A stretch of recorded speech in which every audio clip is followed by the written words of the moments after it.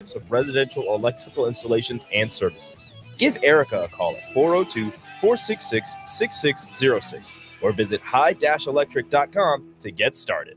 If you want to make new floor shopping easier, come to O Street Carpet. Hi, I'm Steve Carper. Our flooring professionals can help you choose the best flooring for you, your family, and your budget. We eliminate the confusion.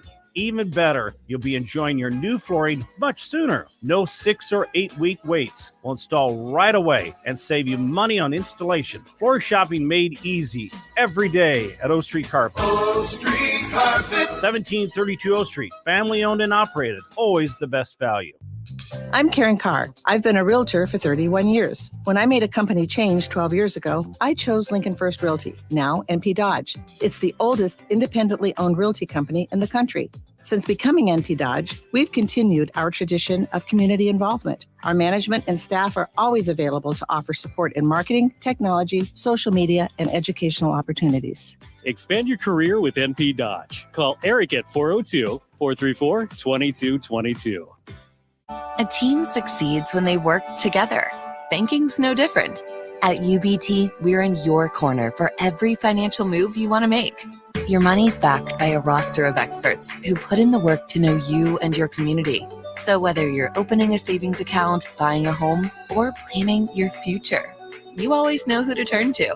Working together toward your financial goals. That's a win in our playbook. Union Bank and Trust. Equal housing lender, member FDIC. Okay, it's time to sell the house. How do we even begin to choose from the hundreds of realtors in town? Easy. We make a pros list. You mean a pros and cons list? No, just a pros list. We need someone with pro photography to showcase the house in the best possible way, pro marketing to make sure we get maximum exposure, pro negotiations so we know we get the best price. This is one of those times where you already know the right answer, isn't it? You know it is. Ben Blecker and Professional Realty Group. Contact Ben Blecker and the team at Professional Realty Group of Berkshire Hathaway's Home Services Ambassador online at prg-ne.com. This is Lincoln's home for sports talk on the FM dial. Also online at theticketfm.com. On the internet. KNTK FM Firth, 93.7 The Ticket. Live from the heart of Lincoln, America. Welcome to Ticket Weeknights on 93.7 The Ticket and theticketfm.com.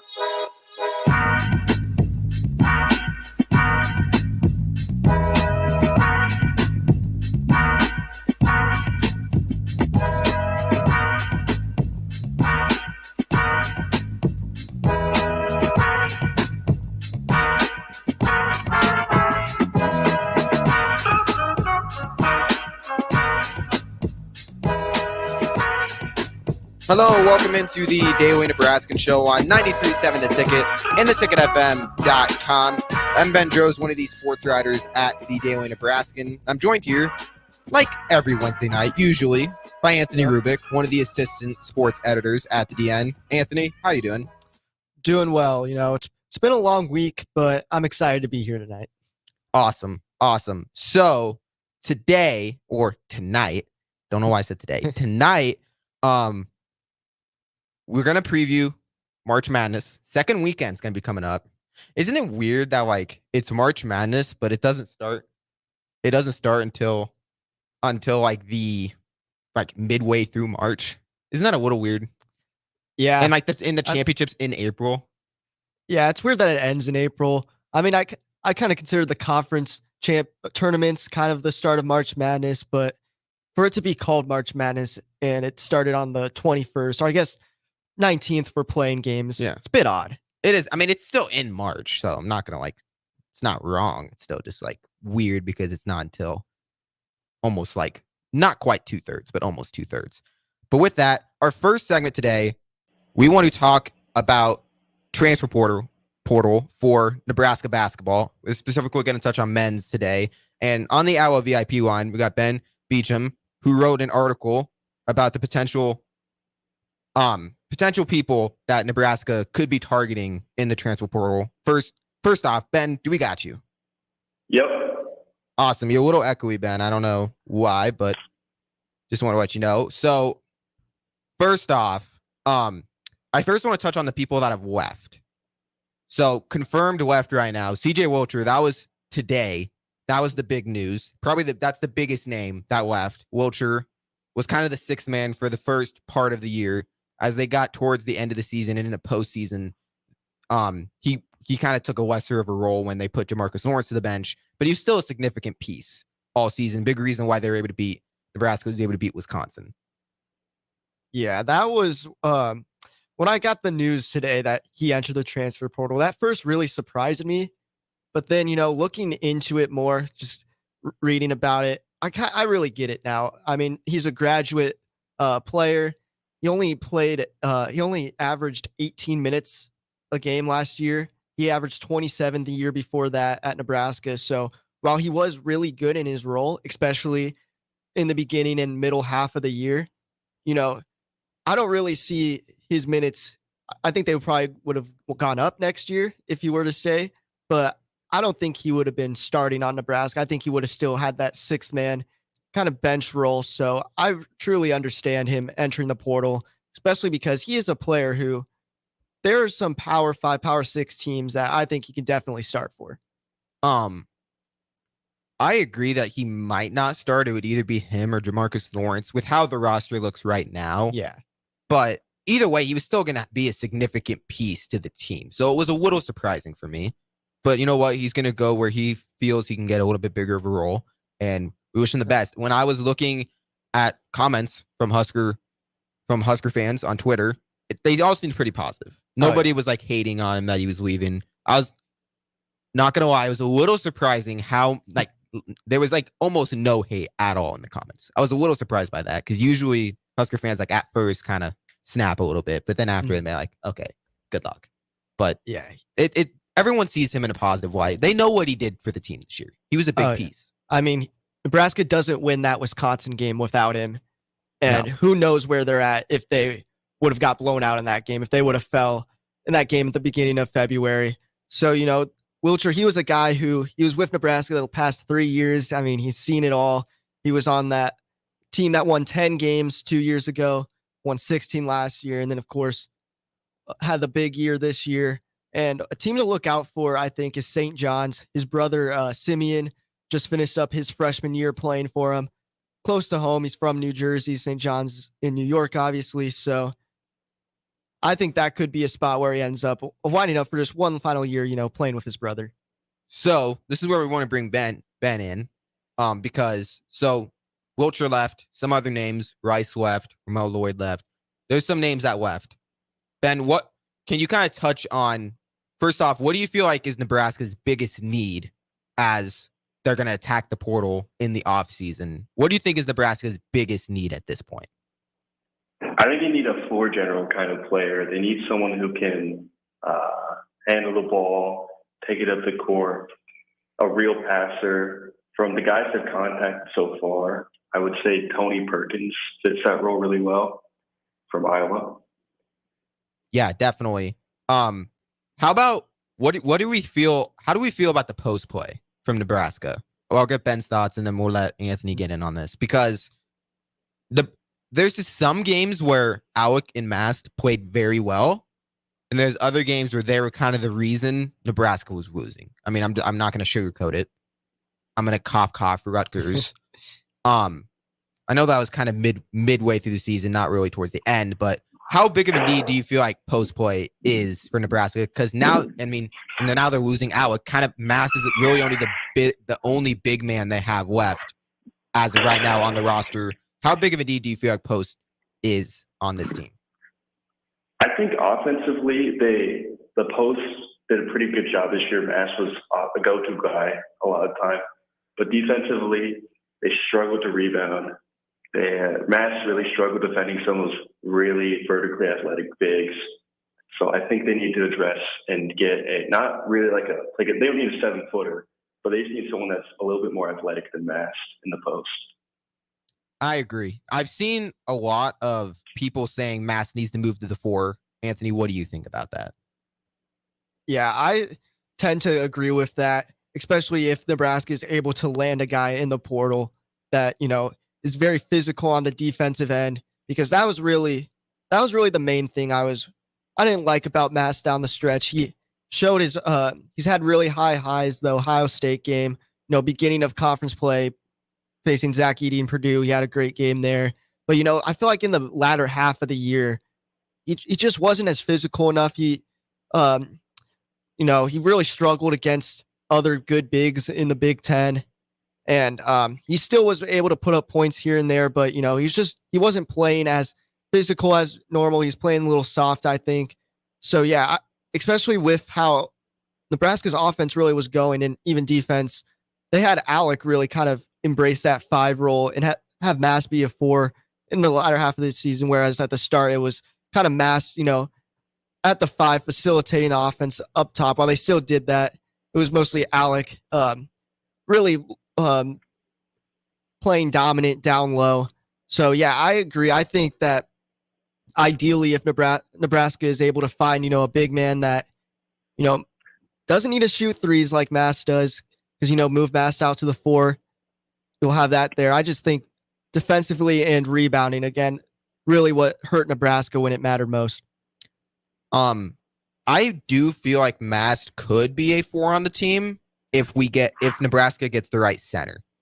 You can't get another guy that's not athletic, that can't really, you know what I mean? Like, they can't get an unathletic big and all. Like, you can't have 2 bigs that are not athletic up front. Because if you go against an athletic team, you just Mass isn't going to be able to keep up with an athletic 4 on a different team. I'm not going to name a bunch of names, but I just feel like Nebraska's got, if they're going to move Mass to the 4, they have to have an athletic person next to him. That's why Alec was a good compliment. They just need someone, I was going to say it, that's just a little bit better than Alec. Alec was good. He brought the energy, but he was inconsistent at times. He was really kind of a non-factor on offense outside of the Northwestern game, the first one where he was a different man. I don't even know. He was driving in. He was the team's leading scorer in the win over Northwestern. But Nebraska just needs a more consistent presence down low, in my opinion, because both Mass and Alec have just been inconsistent. We could talk about, I feel like Bryce Williams is pretty consistent down the stretch. Juwan Gary was the most consistent player on the team. Wilcher, for a good stretch there, was very consistent. Nebraska just didn't really get consistent play out of their bigs. There'd be one night where Mass would score 31, and there'd be another night where he'd be a non-factor and score 5 points. That was kind of my biggest issue, was that it's not that the talent wasn't there. It just, they didn't show up every night. Yeah, I agree. So Ben, just looking over some guys, do you think there's any players that kind of fit the mold that me and Ben were talking about as, kind of just a guy who can play down low, maybe as the 5 to move Mass over to the 4, or at least, just a big man that can really make up for what is leaving with Alec? I think there's one name that they've contacted perfectly describes that. It's William Kyle III from South Dakota State. Super vertical player. He's 6'9", same height as Mass, but can go up with everyone. Summit League Defensive Player of the Year, 13-6 per game. Played in the tournament this year. He was only a sophomore this year. He'll have a few years of eligibility. He's from Nebraska. I think he'd be a perfect fit here. That's interesting. I'm kind of wondering, because do you feel like Hoiberg's gonna attack the portal for a post, or do we feel like he's, because then again, there's not really a young player. There's not even any bigs on the roster right now. Really. It's hard deal, but he didn't get any run at all this year, though. It'd be really surprising that he would go, straight to a very significant role. Definitely a guy who would need to develop more. We'll see how this summer goes, but yeah. He can maybe be a nice bench piece, but Nebraska has a glaring hole on the post for their starting lineup, unless they go small and Gary plays the 4 and Mass plays the 5. That could be a possibility. But then we saw Hoiberg want to go with the bigger lineup towards the end of the year. So that's interesting, because I wonder if Hoiberg's wanting to keep that big lineup, that 2 big lineup, he's going to have to attack the portal. There's nobody on the roster that you can put next to Mass besides Gary. And Gary's not really a big. He plays like it, but he's not really a post player. So I'm interested if it's going to be more, because a lot of people have said Nebraska doesn't have a point guard. I don't feel like that's that big of a need right now. I feel like like a true point guard to come off the bench would be kind of nice. But if Nebraska really doesn't get another point guard, I feel like they'd be fine. They have Bryce Williams. They have Sam Hoiberg. Jamarcus Lawrence showed he could do it a little bit.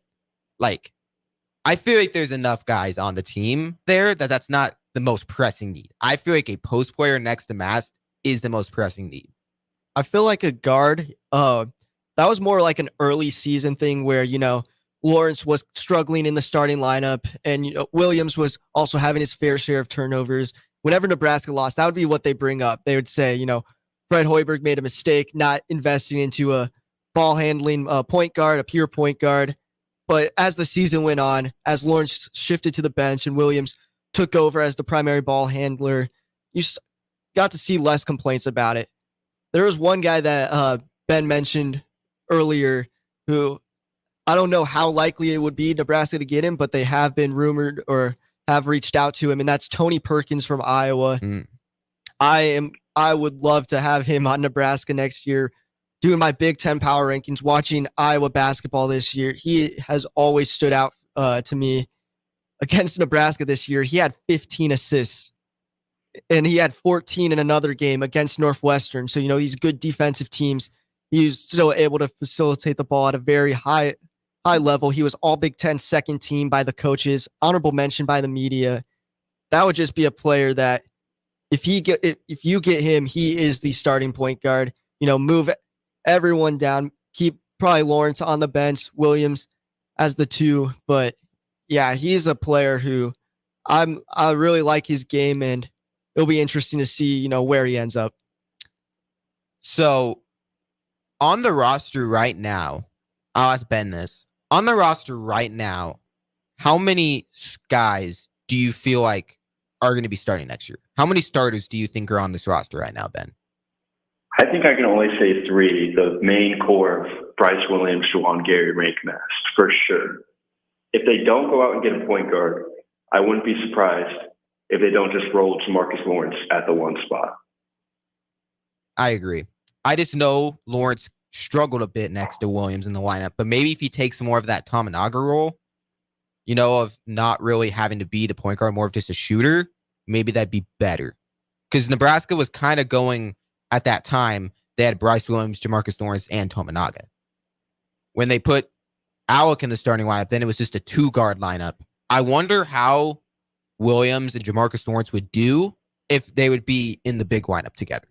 Because I don't even know if we really saw that much. We saw it a little bit, but I wonder if it got more reps, if that lineup could work. Yeah, Jamarcus Lawrence, he's very interesting to me. As his first year, he was primarily a shooter and, didn't have the ball in his hands that much. And if he did, it was just going to be a catch and shoot, stuff like that. Really got on at the end of his freshman year, struggled at the beginning of this year, inserted into the starting lineup, taking over that point guard-esque role, that ball handler, facilitator type role. And then again, came on towards the end of the year, coming off the bench. So I think he will bounce back from, the initial start of the season that he had next year, as I feel like they're still going to be, training him as just this facilitator, this guy who they want the ball in his hands. Last year, that was the first time he was really ever in that type of role. He wasn't even like that in high school. So it was just, him kind of going through a little sophomore slump, just kind of feeling things out. I think Lawrence is the starter next year, unless Nebraska, goes crazy in the transfer portal, gets like 2 or 3 guys, 2 guards, something like that. I think for the starters on Nebraska next year, it'd be Lawrence, Williams, Gary Mast, and then that's the last spot is where you really kind of just go after this big guy in the portal that, could just make an instant impact and will be one of the team's better players. Lawrence is definitely the most interesting part. It's how Hoiberg views him. Does Hoiberg view him as a starting piece, or does he view him as a 6th man? Because he's going to fill one of those roles. He's either going to be starting next to Williams, or he's going to be the 6th man. Either role, I'm fine with. He just needs to decide which one. Because if he wants Lawrence as the 6th man, well, now you have 2 holes in the starting lineup. If you're comfortable with him just starting, then maybe that could open the door for a guy like Sam Hoiberg to maybe be a 6th man. I mean, it's interesting. I really liked Hoiberg's game. I really want him to take off next year. I feel like he has a lot of potential. So it's just really what Hoiberg sees out of his guards, because we know what Williams is. Bryce Williams, he was playing really good down the stretch. Like, I don't feel like point guards really in need at all. If you want a true point guard, that'd be more for, I feel like, off the bench. You're not trying to place, I don't feel like you're trying to replace Williams or move him unless you just get like a star-studded point guard that you just know is better than Williams, which I don't know if Nebraska is really going to be able to get that out of the portal. We'll see. But the biggest need is a post. Like, at the end of the day, that was kind of watch Texas A&M. Nebraska was just not as athletic. That's been the thing all year. Nebraska's just not a very athletic team. Now you don't have Tominaga. You have Bryce Williams, Juwan Gary. If you get an athletic big next to Mass, that'd be 3 athletic players on your team. Josiah Alec was athletic, but I don't even know how to explain it. Like, he didn't use it that well. You know what I mean? Like, he was just kind of like a loose cannon, A little bit, yeah. Which led to like some great hustle plays, but there was also other sides where, he kind of just blew some layups on the other end. And oh yeah, he missed like just 2 layups against Texas A&M. Yeah. So it's going to be interesting. Josiah Alec, he was just always a wild card. There's some games where he was one of the main reasons they won, and there'd be another game where he's like, you're right. Like, it looks like he's just out there running laps. I mean, at the end, like, you look at the spot. I don't remember what game it was, but I remember there was one game where he had like 1 rebound, and that was it. He had like 0 points, 0 assists, 0 blocks, 0 steals. Like, he had like 1 rebound all game. It's like he's out there conditioning. So Nebraska just needs more consistency out of the post, in my opinion. Unless, Ben, do you feel like there is another glaring need on this team outside of a post player? I think not positionally. I think they need a go-to scorer. Yeah. You're losing Tominaga, who was kind of like the go-to guy. Wasn't the leading scorer.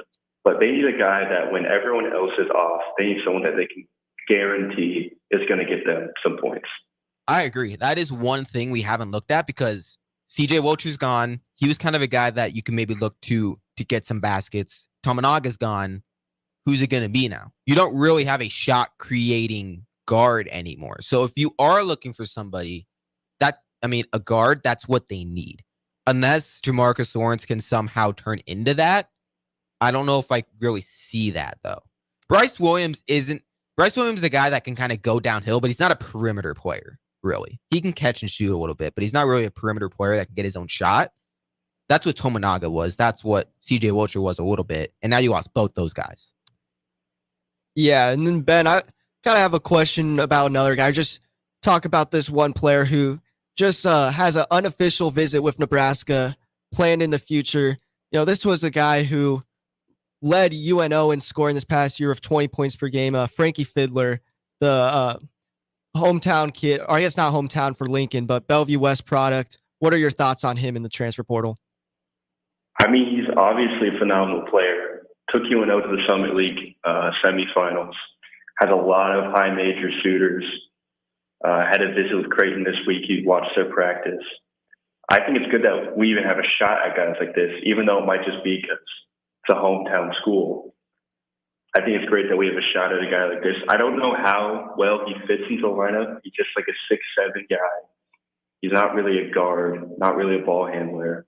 So I really don't know where he fits in this lineup. But if Hoiberg wants to go big, he could slot him into the 4, have 4 guys, 6'6", 6'7", and slot in a point guard. But yeah, I think he could be a good candidate to be a go-to scorer. Ben, one last question before we let you go and go to break. How confident are you feeling about this team's prospects for next year? Nebraska has a lot of guys leaving. Do you feel like this team can get back to where it was this year? I mean, with 5 scholarship spots, it's a really like high ceiling, low floor situation. Mm-hmm. They could go out there, get 5 guys who fit perfectly, mesh together really well, another double bye in the Big Ten, and win that first tournament game. Or you could miss on a lot of guys, only get like 3 guys. They don't really pan out well, and you're back to where you were before this year. Yeah, I agree. That's the one thing about the transfer portal is you really don't know what you're going to get. Yeah, you've seen Hoiberg attack the portal every single year he's been at Nebraska. And, there's been his fair share of hits and there's been his fair share of misses. As of late, last year bringing in Mass, bringing in Bryce Williams, then before that with like Sam Griesel, Emmanuel Bandamel.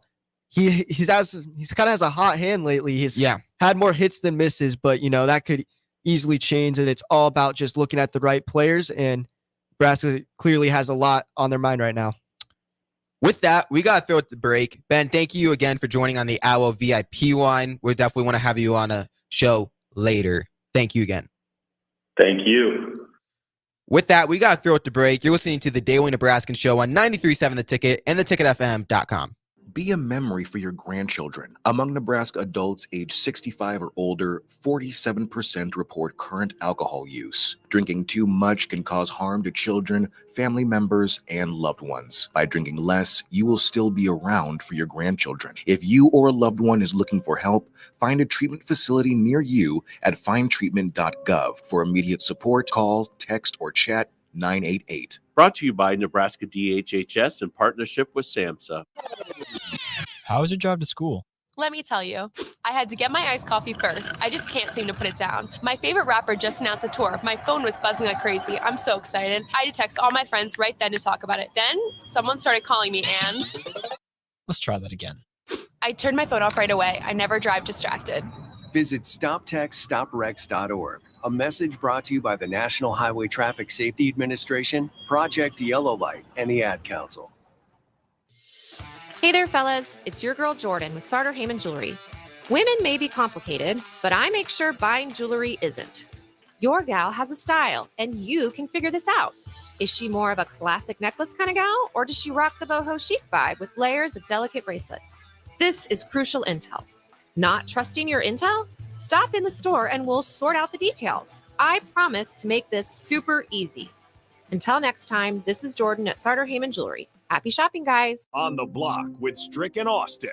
I think about all the infrastructure that got built up behind the scenes by Coach Osborne, that Coach Solich took over, and then some of that infrastructure was eroded. Matt Rule still has to prove this, but I think Matt Rule's style is that, yeah, he'd like the infrastructure in place, but I think Matt Rule has the personality to do everything in his power to bend it to the way he wants it. Weekdays from 2 to 4 on 93.7 The Ticket and theticketfm.com. 1 in 3 adults has prediabetes. 1 in 3. That means it could be you, your football buddy, your football buddy, or you, your best man, your worst man, you, your dog walker, your cat jogger. While 1 in 3 adults has prediabetes, with early diagnosis, prediabetes can be reversed. Take the risk test at doihaveprediabetes.org. That's doihaveprediabetes.org. Wait, did they just say 1 in 3 adults has prediabetes? That's 33.33333% of adults. That means it could be me, my boss, or my boss's boss, or me, my favorite sister, or my other sister. That's 7 members of my 21-person romantic book club. Wait, the 1 in 3 could be me, my karaoke partner Carol, or my karaoke enemy Jeff. I'm going to take the risk test at doihaveprediabetes.org. Brought to you by the Ad Council and its Prediabetes Awareness Partners. The Stars are home this weekend for a pair of pivotal Western Conference games. It all begins on Friday night as the Sioux Falls Stampede come to town for a 7:05 p.m. puck drop. Don't miss Down Syndrome Night the next day on Saturday, with the action getting started at 6:05. Haven't been out to a Stars game yet this season? Don't miss out, because only 3 weeks are left in the regular season. Tickets are available at LincolnStars.com. When you were a kid, clubs were cool. Robotics club and space club and stuff like that. But what do adults get?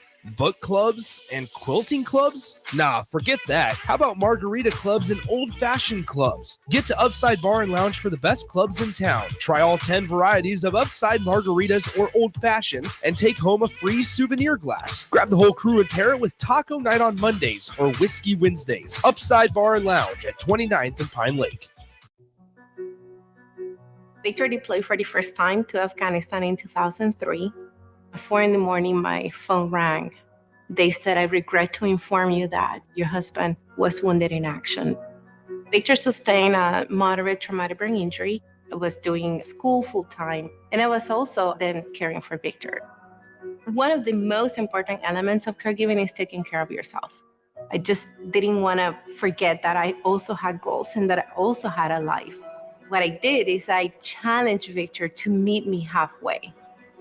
There are almost 6 million military and veteran caregivers across the nation. We have our own journey, and we can fulfill that journey at the same time that we are helping our loved one. Visit aarp.org/caregiving for a free military veterans guide to navigate your caregiving journey and better care for your loved one and yourself. Brought to you by AARP and the Ad Council. Back to the Ticket weeknights on 93.7 The Ticket and theticketfm.com.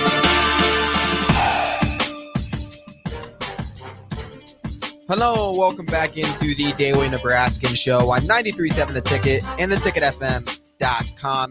This segment, March Madness. That's what we're going to talk about. We're going to preview this weekend's matchup. Specifically, we're just going to look at Sweet 16. We're just going to go through because there's not, since we're already to the Sweet 16, there's not too many games to preview.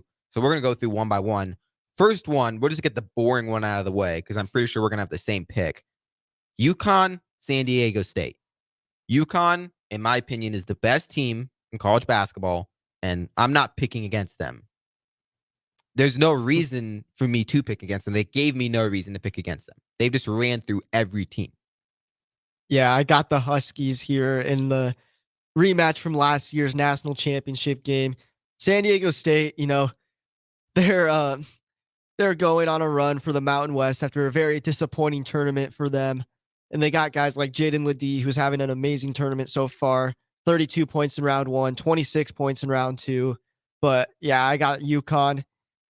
Guys like Tristan Newton, Donovan Cliggan, just proving why they're the best players, why they're the best team pretty much all year in NCAA basketball. So yeah, I got the Huskies. Yeah, San Diego State, they haven't really impressed me that much in this tournament. They kind of just I don't want to say squeak by, but they kind of just unimpressively won the first two rounds. And I don't know, UConn destroyed Northwestern. It was not even competition. And Northwestern beat FAU, a team that made a run last year that returned a lot of their core. So I just think UConn's on another level than San Diego State. Well, let's go into the next game. Also in the East region, we got Illinois and Iowa State. Now, I'm not high on Iowa State, and Illinois looked pretty good. So I'm going Illinois. Yeah, this is a very interesting matchup. This is the number one ranked offense in KenPom, Illinois, versus the number one ranked defense in KenPom, Iowa State.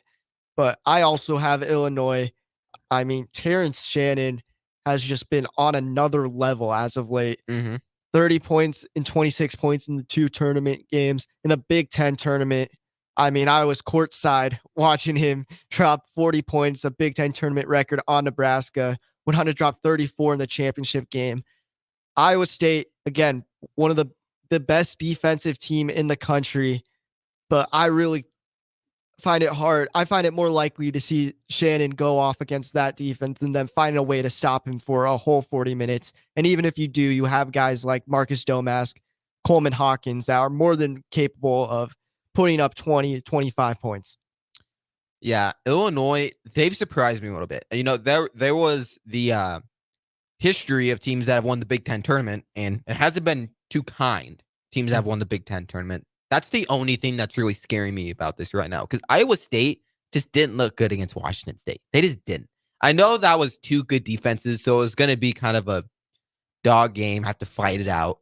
But I just think Iowa State's offense is just not good at all. I get their defense is really, really good, and they'll be able to slow Illinois down better than almost anybody. But at some point, your offense is going to have to produce in the half court, especially when it gets down into crunch time. Well, if it's down in crunch time, what team are you going to trust more, Illinois or Iowa State? I'm going to trust Illinois. I don't feel like Iowa State has the shot makers to be able to pull out a close game, and I feel like this could be a pretty close game. Yeah, for sure. I think it's going to go down to the wire. It's just going to be a very intriguing matchup. See who wins on both ends.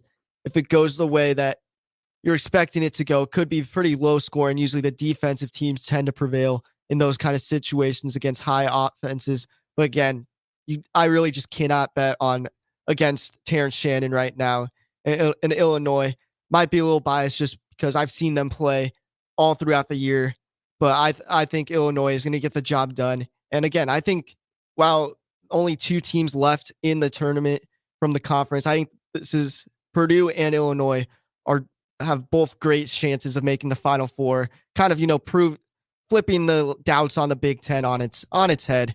I know you don't quite disagree or quite agree about Purdue, but I mean, they've looked dominant in those games so far, and Zach Edey has just looked dominant. Yeah, I mean, Purdue has looked dominant. I just think they're going to face a Gonzaga team that's just really good, and we'll get into that matchup a little bit later because the next matchup I want to go through is North Carolina, Alabama. Now, North Carolina, I don't want to say they handled Michigan State. Like it wasn't a blowout or anything, but North Carolina was kind of in control for most of that game. Michigan State's a team that's good in March, Tom Izzo. So they're coming off a pretty good game. Alabama against Grand Canyon didn't look the best. Who do you got in that game? I have North Carolina, the 1 seed being Alabama. Alabama, they're just a very streaky team. They've had highs and lows all year, and that really just comes from having a great offense and a below average defense. Below average is putting it nicely. Yep. So I like the Tar Heels' chances here.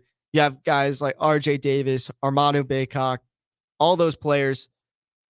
They're just a team that has really, consistently played well throughout the entire year, even if metrics might not like them as much as, say, other teams. But they're a 1 seed for a reason.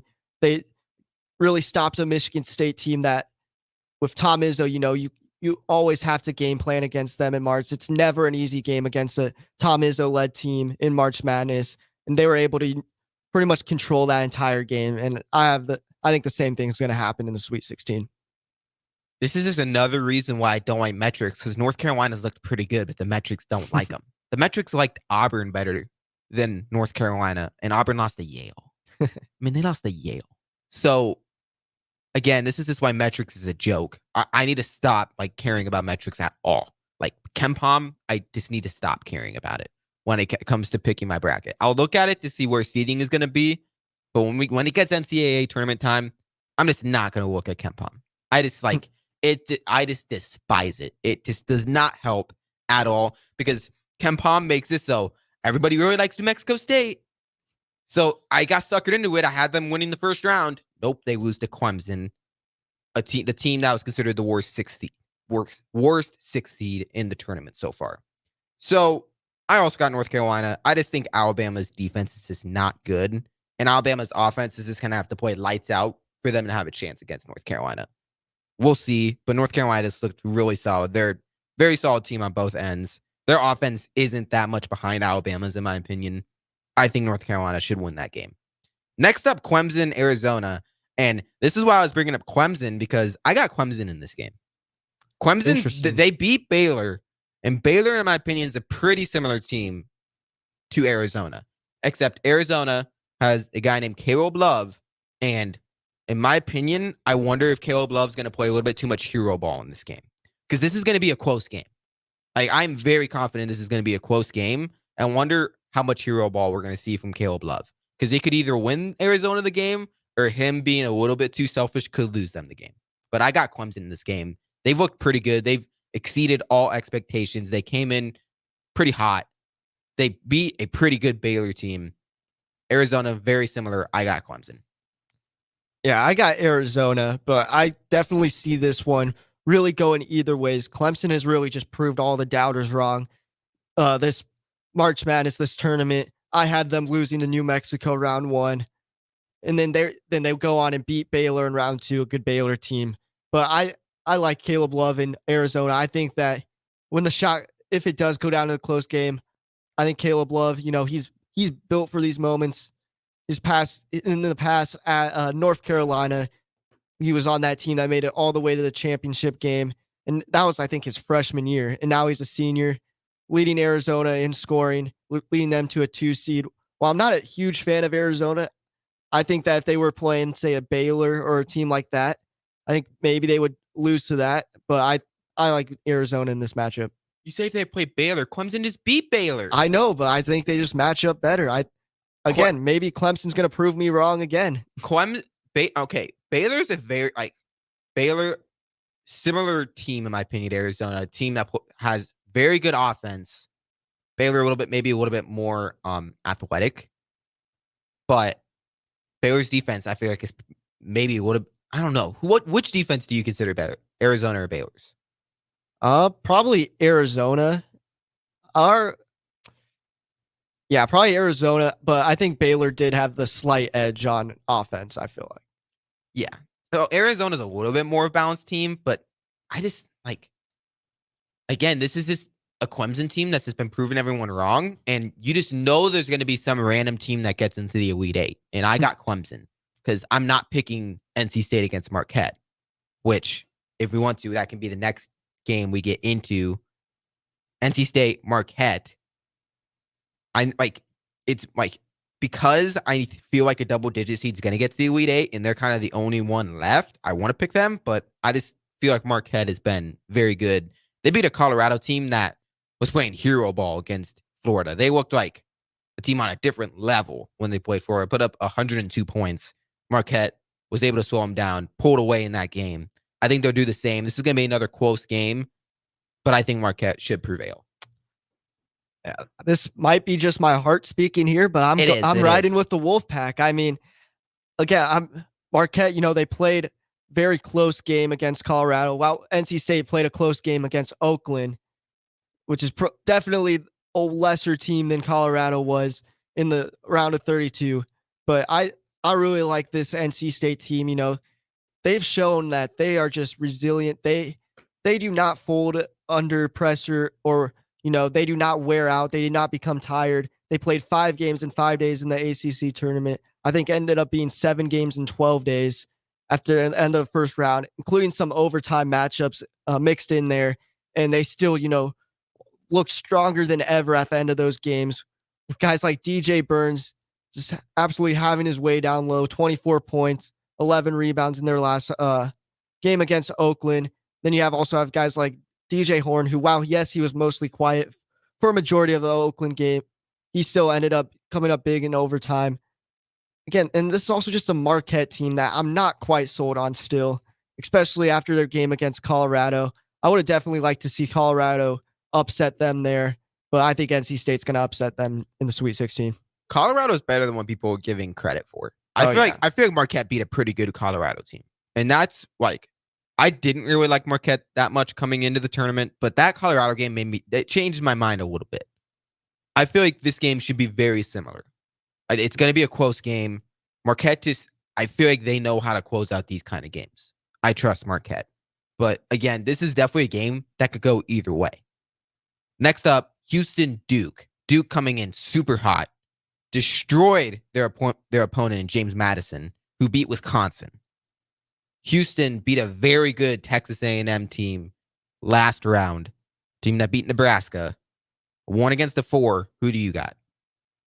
I could see this game going either way, but I got Houston. I've been very surprised by Duke's play. I mean, obviously they're Duke, so you expect them to be good, but I didn't expect them to absolutely dismantle James Madison. Jared McCain had 30 points in that game, 8 3-pointers. But I really like Houston, and even though that they arguably should have lost that game to Texas A&M just on how bad they were at the end of the game, or how they led up that insane comeback in the final minutes, I came away from that game really impressed by Houston, and they really just sold me on that, just with the fact that they faced a ton of adversity in that game. I think 4 out of 5 starters fouled out, and they ended up doing that. So it showed me a lot about the depth of the team. Having guys like LJ Cryer, Jamal Shed, who really came up big in that game. Just really, it shows how deep they are, and I like them against Duke. I've been very impressed by Duke, and I just think this is a bad matchup for them. I have Houston. just because I feel like Houston's defense should be able to contain Duke pretty well. Like Texas A&M's offense played lights out, but against Nebraska, and Houston was able to slow them down good enough to be able to pull it out. I feel like it should be pretty similar. Duke, a better offense than Texas A&M, but they don't play defense. And that's what concerns me, is because Houston's going to be a very physical team. We saw how physical that Texas A&M Houston game was. Houston's a very physical team, and I just don't think Duke is going to be able to match that intensity. I think Houston should be able to win that one. Well, let's go to another number 1 seed, Purdue against Gonzaga, because I know we got different picks on this one. Oh, I know we have different picks. I got Gonzaga over Purdue. Gonzaga is so underrated. And it's like the first time ever, because every single year we come into the tournament, Gonzaga is one of the most picked teams. This year, because they were a 5 seed, everyone had them losing to McNeese. Why does no one respect this Gonzaga team? This is just as good of a Gonzaga team. Only difference was they didn't start the year off hot. I don't care how they play in November and December. I care about how they're playing right now. And right now, they are playing very good basketball. They destroyed Kansas. I know they had some injury problems, but that's still a good Kansas team. Gonzaga has been playing lights out. I know Purdue dismantled Utah State, but Gonzaga, their interior play is going to be too much for UD, in my opinion. Yeah, I got the Boilermakers, but I do think that this is going to be extremely competitive and close matchup. Gonzaga is definitely the greatest test Purdue has faced so far. I would say they could face all tournament, but playing a team like Tennessee or Creighton in the next round, if they were to advance, would be another very difficult matchup for them. The two teams played earlier this year. Gonzaga actually led at the half in the Maui Invitational, but Purdue was able to pull away in the second half to win 73-63. So, Gonzaga probably has a better scout on Purdue than a lot of these teams have, because they've had the opportunity to play them earlier in the year, also on a neutral site. But again, I really think this is the year for Purdue to at least, silence some doubters. I mean, they already have by not losing to a high seed, but still, Zach Edey is playing incredible basketball right now. People thought that he was going to be horrible with non-Big Ten refs in the NCAA tournament. Since then, he put up 30 points, 23 points, and then 21 rebounds and 14 rebounds in both games.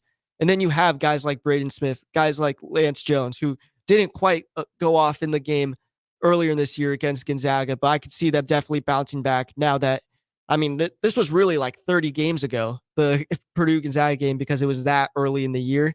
Mm-hmm. Mm-hmm. I like Purdue here. One last game, because we're going to have to be going to break here pretty soon. Real quick, Creighton, Tennessee, in my opinion, the most exciting game, which should be the most exciting game of this round. I got Tennessee just because I feel like they match up very well against Creighton. This is a bad matchup for Creighton, in my opinion. Texas is just a more athletic team. They play better defense, in my opinion. Creighton's going to have to fire on all cylinders if they're going to win. And they didn't really fire on all cylinders against Oregon. If they play like they did against Oregon, they're going to lose, in my opinion. I got Tennessee. Yeah, I have Tennessee as well. But saying that, if Creighton is hitting their shots, I think this is easily just a game that Creighton could definitely win. I do like Tennessee in this matchup. I like Dalton Knecht with 21 points in the year, one of the best players in the country this season. But, Creighton, they have their guys. They have Baylor Shireman, another one of the top players in the country. Trey Alexander, Stephen Ashworth really came up big in double overtime against Oregon, really kind of helped propel them to victory.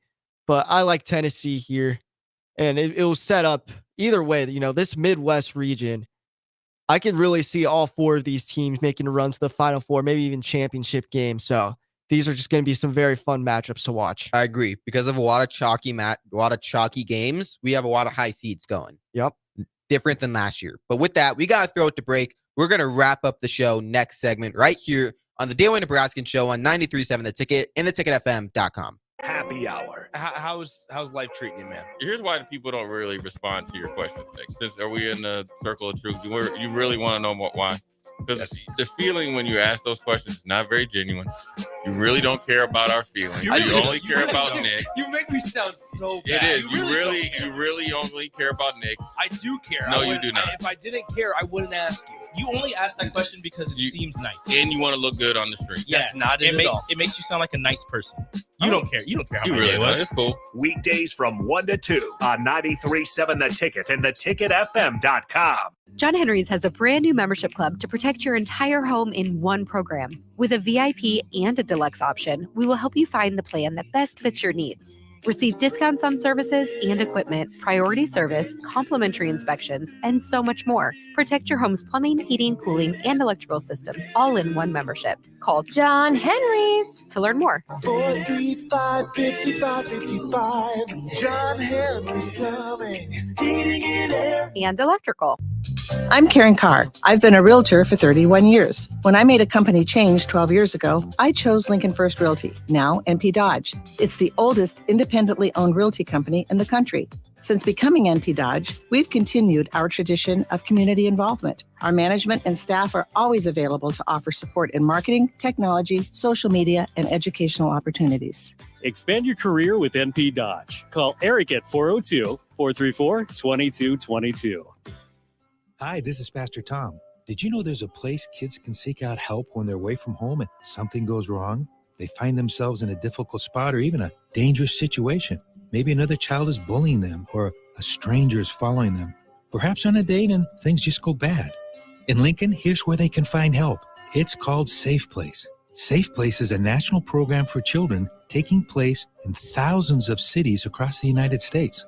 The People Seeding Mission is sponsoring this program in our community and has set up a number of businesses, fire stations, schools, and nonprofits around the city to become safe locations where kids can seek out help. They just need to look for the big yellow sign that says Safe Place on it. Then go inside and ask for help. We will be quickly connected to them and ensure they make it back home or to whatever resources are needed. If you'd like to find out more about Safe Place and ways in which you can get involved, just go to pcmlincoln.org. Remember, when we all do a little, we change a lot. For over 15 years, Integrated Life Choices has empowered individuals with disabilities in Lincoln and throughout Nebraska. They provide comprehensive services from group homes and independent living services to job training, ensuring fulfilling lives for those that they serve. Now, they're inviting you to join their mission. If you're passionate about making a difference in the lives of people with developmental disabilities, explore rewarding career opportunities with them. Learn more about their services and apply today at www.ilc.net. Be a part of Integrated Life Choices, where your work truly changes lives. Alcohol has strained our relationship. Drinking too much can cause harm to friends, family members, and loved ones. By drinking less, we will save our relationship. If you or a loved one is looking for help, find a treatment facility near you at findtreatment.gov. For immediate support, call, text, or chat 988. Brought to you by Nebraska DHHS in partnership with SAMHSA. Hello. Angela, we have to break up But why? because you're a robot and I'm just a guy trying to get better internet. It's Aloe Fiber, isn't it? I always knew you wanted faster speeds. My contract isn't good enough for you. Face it, Angela, they let me talk to real people. Press 4 to break my heart. Oh wait, you already did. Visit aloefiber.com to switch today. Back to the Ticket weeknights on 93.7 The Ticket and theticketfm.com. One last segment here on the Daily Nebraskan Show on 93.7 The Ticket and theticketfm.com.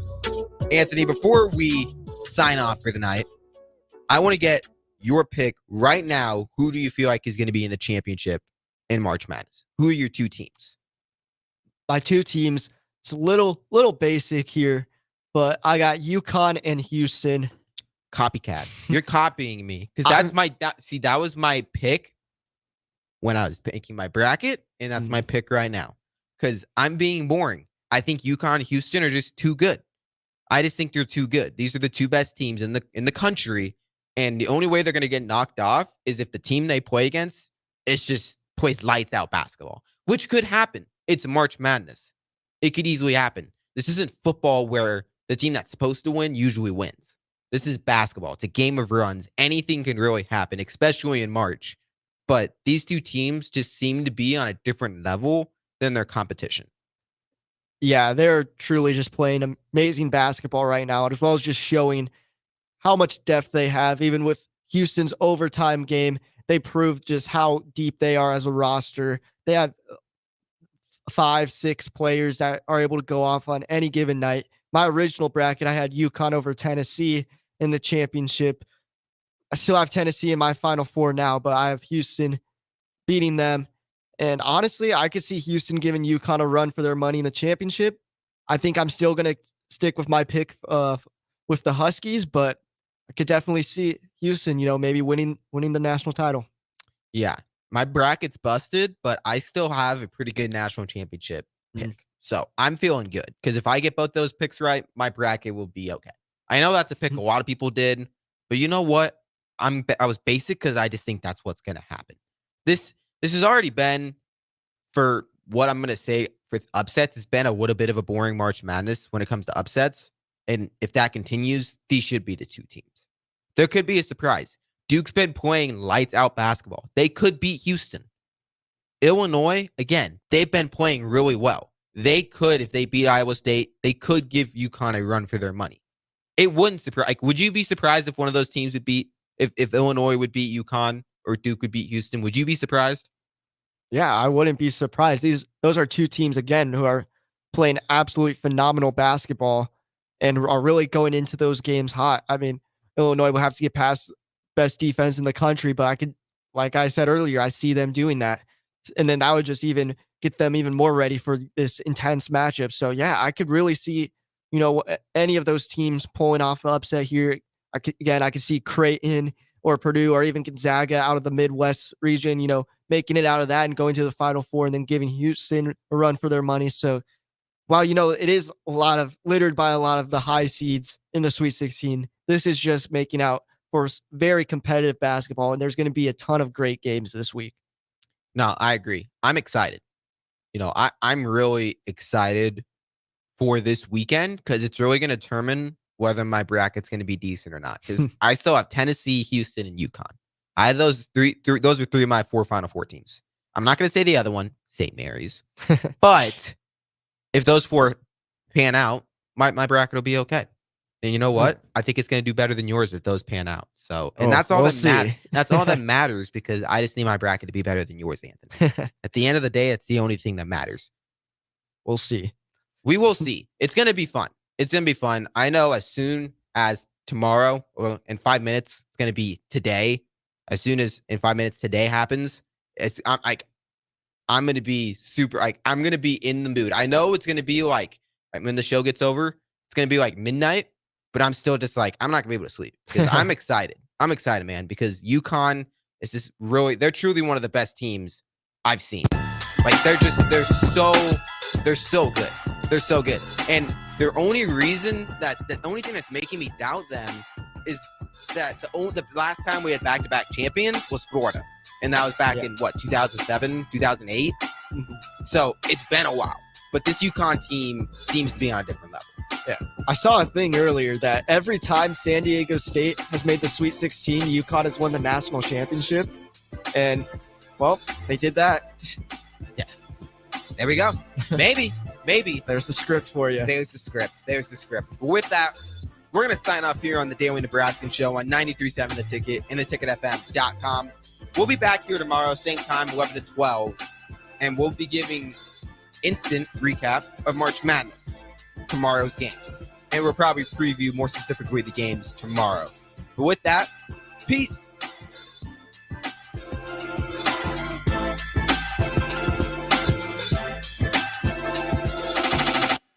Alcohol has strained our relationship.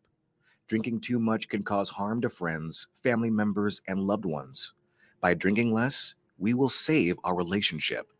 If you or a loved one is looking for help, find a treatment facility near you at findtreatment.gov. For immediate support, call, text, or chat 988. Brought to you by Nebraska DHHS in partnership with SAMHSA.